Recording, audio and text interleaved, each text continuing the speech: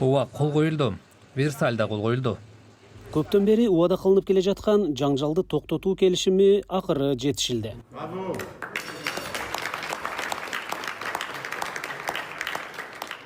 Версальда Иран менен өз ара түшүнүшүү меморандумуна кол коюлгандан кийин Француз президенти Дональд Трампты куттуктады.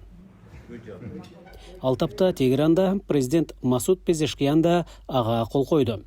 АКШ лидери келишимге карата оң көз карашта болуп келди. Ошентип, анда эмнелер камтылган? Келишимде АКШ Иран жана алардын союздаштары дароо жана туруктуу түрдө аскердик аракеттерди токтотууну жарыялайт деп айтылат. Анын ичинде Ливандагы операциялар да бар.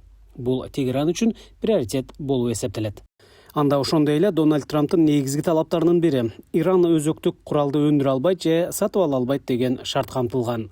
Бирок келишимдин башка бөлүктөрү текстте АКШ лидери сүрөттөгөн версияга салыштырмалуу бир аз бүдөмүк жана татаалыраак көрүнөт.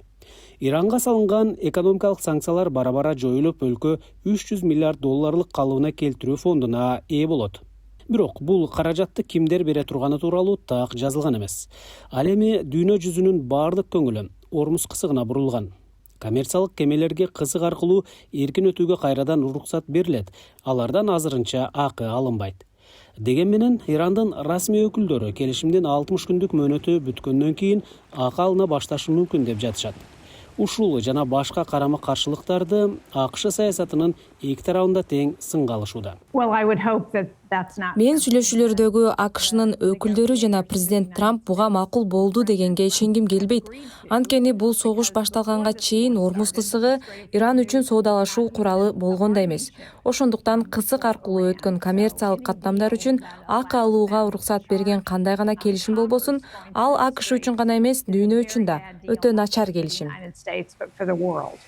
Дональд Трамп кадимкисиндей эле оптимисттик маанайда болуп, келишимди мактап жатат. Бирок бул жаңжал ушуга арзыйт беле деген олуттуу суроолор бар. Жана АКШ Иран менен болгон согуштан чындыгында эмнеге жетишти деген маселе да ачык бойдон калууда.